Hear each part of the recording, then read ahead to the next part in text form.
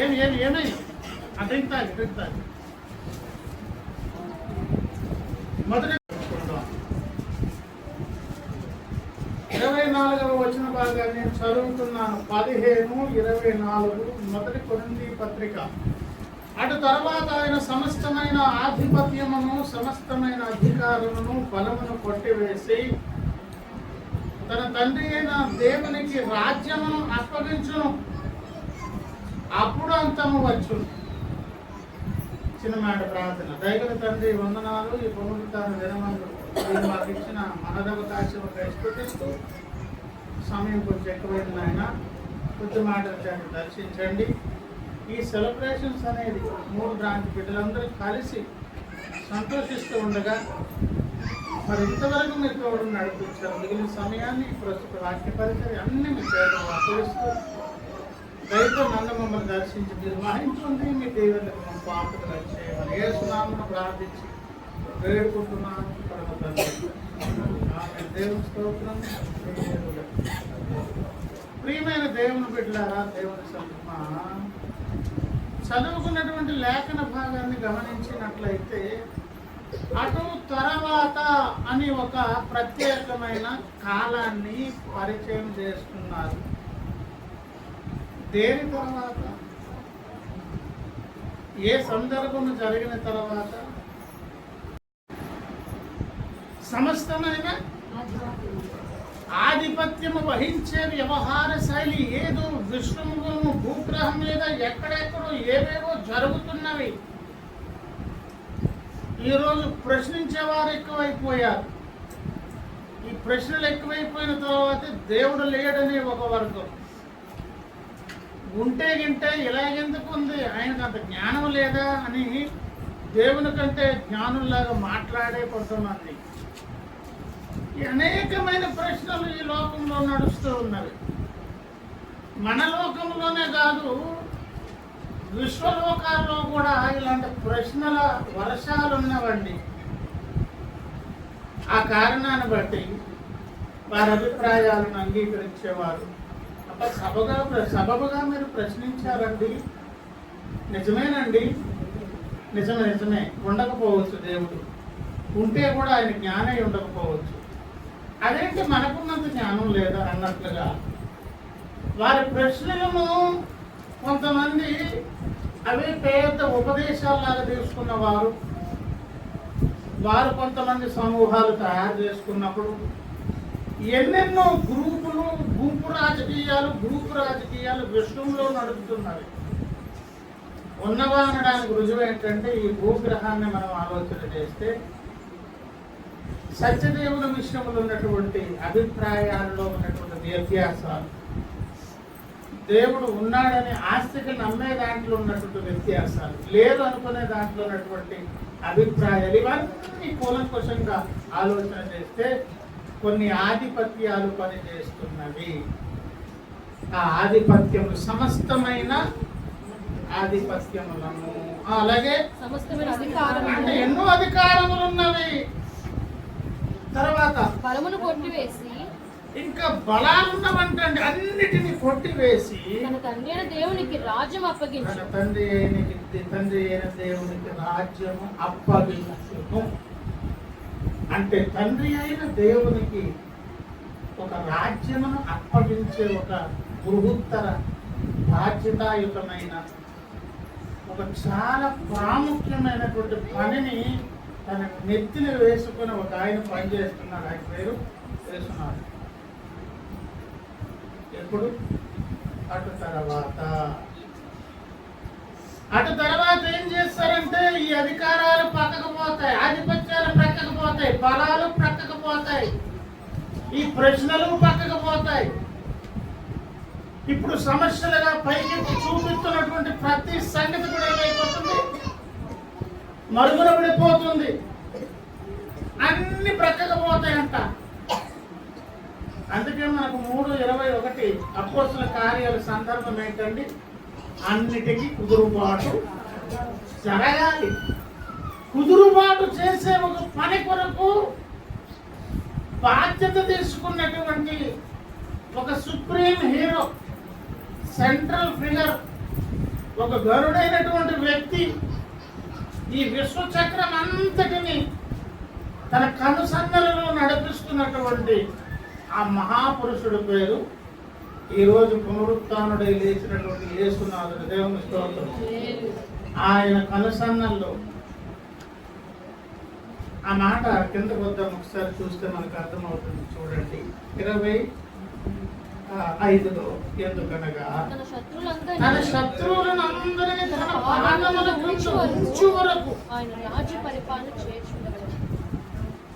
శత్రువులందరినీ తన పాదాగ్రాంతం చేసుకునేంత వరకు ఆయన రాజ్య పరిపాలన చేయించుకుంటామని. ఈ మాట మీకు అర్థమైందా? ఇంతగా దేవుని రాజ్య పరిపాలన జరుగుతుందా? అలా జరిగితే ఈ అకృత్యాలేంటి, అన్యాయాలేంటి, అక్రమాలేంటి, ఇంత దోపిడీ ఏంటి, ఇన్ని రకాలైనటువంటి వైరుధ్యాలు ఏంటి? ప్రశ్నలు వర్షం ఇవే కదండి. ఇంత అన్యాయం జరుగుతుందా? దేవుడు ఏం పనులు మూసుకున్నాడో చూడట్లేదా? అందుకే చెప్తున్నా, దేవుడే ఏం లేదు, ఏదో నడుస్తుంది, అందులో మనమమ్మ జాగ్రత్తగా ఉండండి, వీలైతే పరోపకారం చేయండి, లేకపోతే మీ ద్వారా ఎవరు హాని జరగకుండా చూసుకోండి. ఈ మంచి లక్షణాలు కలిగి ఉంటే చాలు, ఆ దేవుడు ఉంటే అప్పుడు చూసుకోవచ్చులే. ఆయన ముందుకు వెళ్ళి అలాంటి లోకంలో పంపించాం, అక్కడ ఏం న్యాయం ఉంది, వీడుండి అసలు పలు మూసుకున్నాడు ఏంట అనే ఒక బాధ పేరే భౌతికం. భౌతికం పోదు. ఇతరులకు హాని చేయకండి, వీలైతే హెల్ప్ చేయండి, చెప్తాను ఉండండి. అంతకంటే మంచి పని ఇంకోటి లేదు. ఎందుకంటే ఈ లోకం ఎలా ఉన్నది, చాలా చింతరవంతరంగా. ఇలా చింతరవంతరంగా అష్టవంకరలతో ఉండినటువంటి లోకాన్ని ఇప్పుడు ఏసై పరిపాలన చేస్తున్నారా? పరిపాలనే చేస్తున్నారు. పరిపాలనలోనే ఈ వ్యవహారాలన్నీ నడుస్తున్నాయి.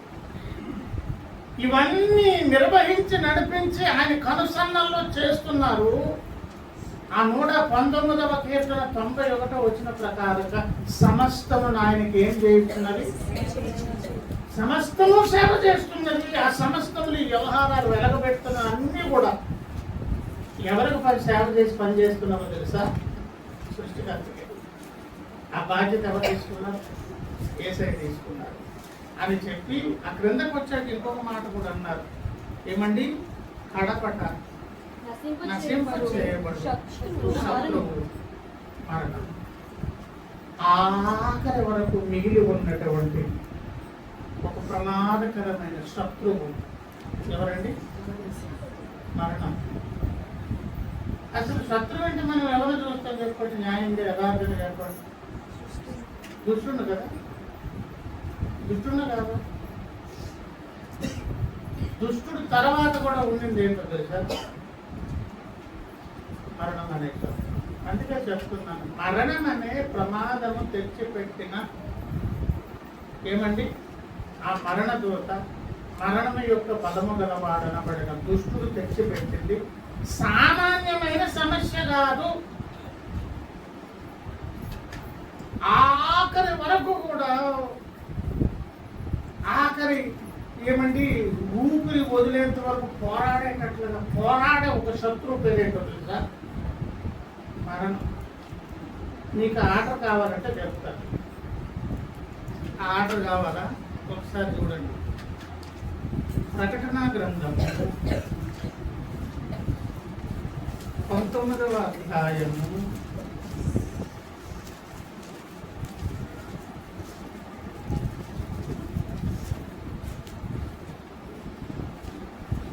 11లో మనం గమనించినట్లయితే, మరియు పరలోకము తెరవబడి ఉండుట చూచితిని, అప్పుడు ఇదిగో తెల్లని గుర్రము బట్టి కనబడెను. దాని మీద కూర్చున్నవాడు నమ్మకమైన వాడును సత్యవంతుడైన నామము గలవాడు, ఆ నీతిని బట్టి విమర్శ చేయించు యుద్ధము. ఆయన ఎవరు? యేసయ్య. ఆయన నేత్రములు అగ్ని జ్వాలలు వంటి ఆయన శిరస్సు మీద అనేక కిరీటములు ఉండేను. వ్రాయబడిన ఒక నామము ఆయనకు కలదు, అది ఆయనకే కానీ మరి ఎవరికి అని అవన్నీ చెప్పుకొచ్చి ఆ పరంపరలోనే ఒక యుద్ధం జరుగుతుంది. ఆ పరంపరలోనే జరిగే యుద్ధం మనం ఉంటుండగా జరుగుతుంది. ఆ యుద్ధంలో ఏం జరుగుతుందంటే, 19 నుంచి మరియు ఆ గుర్రము మీద కూర్చున్న వానితోను ఆయన సేనతోను యుద్ధము ఆయన చేయుటకై సేనతోను యుద్ధము చేయుటకై ఆ క్రూర మృగమును భూరాజులను వారి సేనలు కూడి ఉండగా చూచి తిని అప్పుడు ఆ మృగమును దాని ఎదుట సూచక క్రియలు చేసి దాని ముద్రలు వేయించుకొనిన వారిని ఆ మృగపు ప్రతిమకు నమస్కరించిన వారిని మోసపరిచిన ఆ అబద్ధ ప్రవక్తయు పట్టబడి వారిద్దరు గంధకములలో మండు అగ్నిగుండములో ఆ ప్రాణములతోనే వేయబడి ఆ గుర్రాల మీద కూర్చున్న వారి మీదకేమో ఆయన నోటి నుండి అగ్ని వచ్చి ఖడ్గం చేత వధించారు. వారి మాంసాన్నేమో పక్షులన్నీ తిన్నవి. ఈ వీళ్ళిద్దరు ఎవరండి? అబద్ధ ప్రవక్త, క్రూర మృగము. రేపు పరిపాలన చేసేవాడు వీడే, దుష్టుడైన సాతాను కుమారుడు.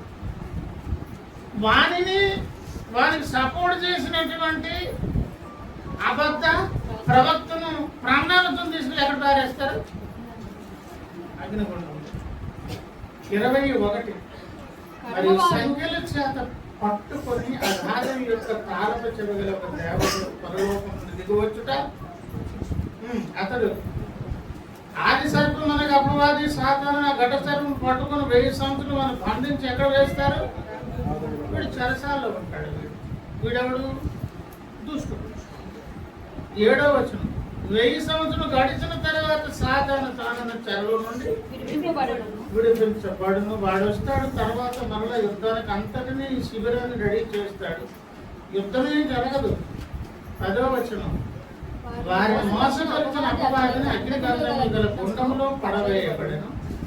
ఆల్రెడీ అక్కడ ఎవరున్నారు? క్రూర మృగం ఉన్నది, అక్కడ ఉన్నారు. వీళ్ళు రాత్రి మృగంలో అక్కడ ఏడుస్తారు, పెడబొక్కలు పెడతారు. అయిపోయిన తర్వాత 11 ప్రబలమైన మహాసింహాసనము దాని యొక్క ఆశీనుడైన ఒకరిని చూచి తిని భూమి ఆకాశం దాని సముఖము నుండి పారిపోయాను. ఏమండి? 12 గొప్పవారేమి కొద్దివారేమి మృతులైన వాళ్ళందరూ సింహాసనం ఎదుట నిలవబడినట్టు చూచి అప్పుడు గ్రంథములు విప్పబడను, జీవ గ్రంథములు వేరు గ్రంథము కూడా విప్పబడింది. అప్పుడు ఏం చేయబడ్డాయి చూడండి. వారి క్రియలు బట్టి తీర్పు జరుగుతుంది. సముద్రము అందరు ఎవరు చనిపోయారో సముద్రం తన మృతులను అప్పగిస్తుంది. మరణము పాతాళ లోకం వారి వశములను మృతులను అప్పగిస్తారు. ప్రతివాడు తన క్రియలను బట్టి 14 మరణమును మృతుల లోకమును అగ్నిగుండములో. ఇది ఈ అగ్నిగుండం 2వ ఆఖరిని పడవేయబడేది ఏంటండి? మృతుల లోకాన్ని, మరణాన్ని. అంతవరకు అంత ప్రమాదము తెచ్చిపెట్టినటువంటి మరణం అనేది ఎప్పుడంట? లాస్ట్. ఇక్కడ కూడా చదువుకున్నటువంటి లేఖనంలో కూడా మనం గమనించినట్లయితే అటు తర్వాత ఏమవుతుందంటండి? తన తండ్రికి రాజ్యమును శత్రువులందరూ ఆయన పాదాక్రాంతము అవుతారు. సమస్త ఆధిపత్య అధికారాలు మహత్యాలు మొత్తం అంతా ఏమైపోతాయి? తుడిచివేయ ప్రక్కకు వెళ్ళిపోతాయి. అది చేసేది ఆయన కొరకు. ఆల్రెడీ పరిపాలన ఎవరు చేస్తున్నారన్నారు? యేసయ్య పరిపాలన జరిగిస్తున్న ఆయన పరిపాలన పరంపరలోని వ్యవహార శైలి మొత్తం నడుస్తున్నారు. అప్పుడు అంతము వచ్చును అన్నారు ఇక్కడ వచనంలో. ఎప్పుడు వచ్చును? ఇవన్నీ జరిగిన తర్వాత అంతము వచ్చును. ఈ లోపుగా రేపు వస్తారు, ఎల్లుండి వస్తారు అని కంగారు పెట్టే బోగలు కానీ కంగారు పడాల్సిన పనేం లేదు. మనకు కంగారు ఉంది. ఎందుకు? మన గ్యారెంటీ లేదు. మనల్ని ఎప్పుడైనా పిలవచ్చు. అంతము రావాలంటే అంతకుముందు ఏం జరగాలి? ఏమండి? ఇవన్నీ జరగాలి. అంటే 1000 ఏళ్ల తర్వాత వచ్చే అంతము. యేసయ్య వచ్చే అక్కడ అదెప్పుడు? అక్కడ విశ్వాసం కూడా కంప్లీట్ అయిన తర్వాత ఏమండి? 3.5 సంవత్సరాల శ్రమకాలం తర్వాత ప్రభునందు ప్రియులారా, ఇలా ఈ ఆఖరణ అంతము వచ్చే ముందు ఎన్నెన్నో పనులు జరగాలి. అన్ని జరిగిన తర్వాత ఆఖరణ నరకంలో అగ్నిగుండంలో వేయబడేది ఏంటి? మరణము అని చెప్పి ఇవన్నీ ఎప్పుడు జరుగుతుంట? అటు తర్వాత. ఎటు తర్వాత అని ఒకవేళ ఆలోచన చేస్తే ప్రియులారా ఒకసారి చూడండి. 15వ అధ్యాయం 1 కొరింథీ పత్రిక 21 మనుషుల ద్వారా మరణము వచ్చింది. అంటే ఆ కారణమును బట్టి ముళ్ళుతో తీయాలి కాబట్టి మనుషుని ద్వారానే మనల్ని ఏం వచ్చాను? మృతుల పునరుత్థానం. మరణం ఎవరి ద్వారా వచ్చాను? పునరుత్థానం ఎవరి ద్వారా కలిగాను? అందుకే నరావతారం ఎత్తి రావలసి వచ్చింది. ఆయన నరావతారం ఎందుకు ఎత్తి రావలసి వచ్చిందంటే సమస్య అలాగే వచ్చింది కదా. ములుతో ములును, వజ్రముతో పోద్దామని ఆ పంథాలో దేవుడు వెళ్ళినప్పుడు ఆయన ఏ శరీరం ధరించాల్సి వచ్చింది? ఆ తర్వాత మాట ఆదామునందు అందరూ ఎలా మృతి పొందుతున్నారో క్రీస్తునందు అందరూ కూడా బ్రతికింపబడుదురు. ఆదామనబడిన మొదటి నాయకుడు, మన మొదటి సందేశం శుభ శుక్రవారం నాడు విన్నాం. ప్రాముఖ్యమైన నాయకుడు అది పోగొట్టుకున్న తర్వాత ఆ నాయకత్వ బాధ్యత ఇప్పుడు ఎవరు తీసుకున్నారు? యేసయ్య. ఆ తీసుకున్న ముందు మళ్ళీ ఏ రూపంలో వచ్చారు? మళ్ళీ అబ్రహాము సంతాన స్వభావంలో వచ్చారు, ఆ స్వరూపంలో వచ్చారు. దేవదూతల స్వరూపం ధరించి రాలేదు. మరణము మానవ ద్వారా వచ్చింది, మానవునిగా వచ్చారు. ఆ ప్రాతినిధ్యాన్ని తీసుకున్నారు, ఆ హోదా తీసుకొని ఆదామునందు చనిపోతే క్రీస్తునందు ఇప్పుడు ఏం చేయబడ్డారు? బ్రతికించబడ్డారు. దాని పేరేంటి? నిత్య జీవం. ఏం పొందుకున్నారు? పునరుత్థానాన్ని పొందుకున్నారు. ఇదే కదా పునరుత్థాన కూడిక. అలా కిందకు వచ్చాక చూడండి. ఆ తర్వాత 23 ప్రతివాడును తన వరుసలో బ్రతికింపబడును. ప్రథమ ఫలము క్రీస్తు వచ్చినప్పుడు ఆయన వారు బ్రతికించబడు. అటు తర్వాత ఆయన అని చెప్పుకొచ్చారు.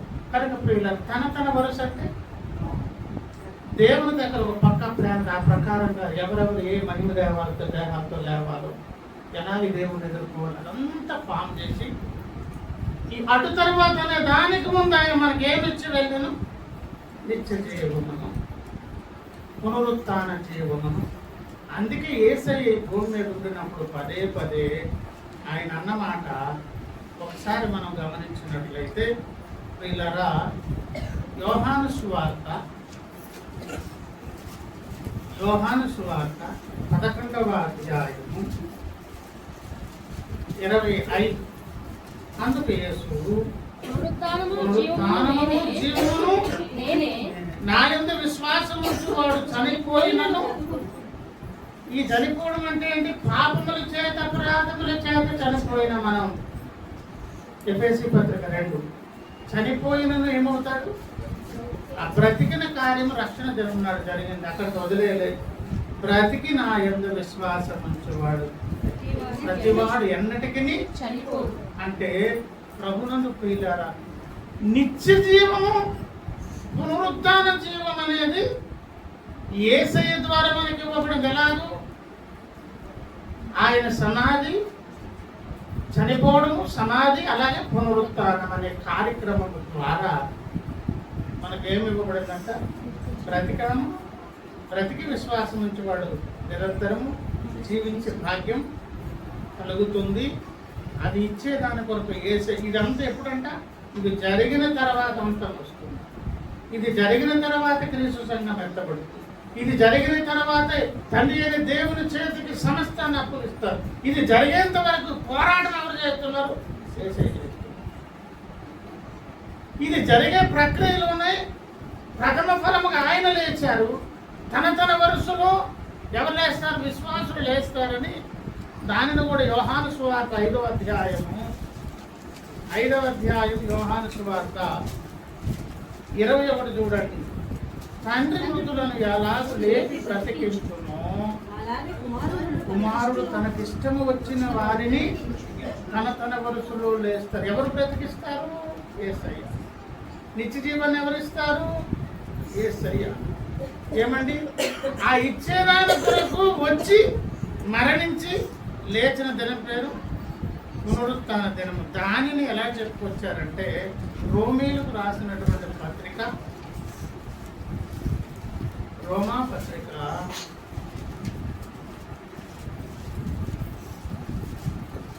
6వ అధ్యాయము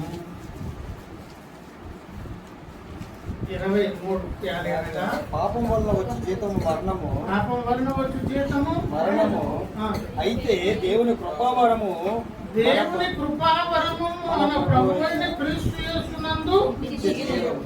మనకేమిచ్చారు? నిత్య జీవం. ఏమిచ్చారు? పునరుత్థాన జీవం. ఎవరి యందు? క్రీస్తునందు. అది ఏ విధానము? కృపావరము. ఎవరిచ్చిన కృపావరము? తండ్రి అయిన దేవుడు. నిత్య జీవం అనే కృపావరం పేరే యేసయ్య దేవుడితో. ఆ నిత్య జీవం అనే కృపావరం పేరేంటి? ఆ వరాన్ని దేవుడు బహుమానంగా నీకు నాకు ఇచ్చాడు. దేవుడు స్తోత్రం. ఆ వరాన్ని నీవు నేను పొందుకున్నప్పుడు మొదట ఏం జరగండి? బ్రతికించబడ్డాం. బ్రతికిన వారు నెక్స్ట్ ఏం చేయాలి?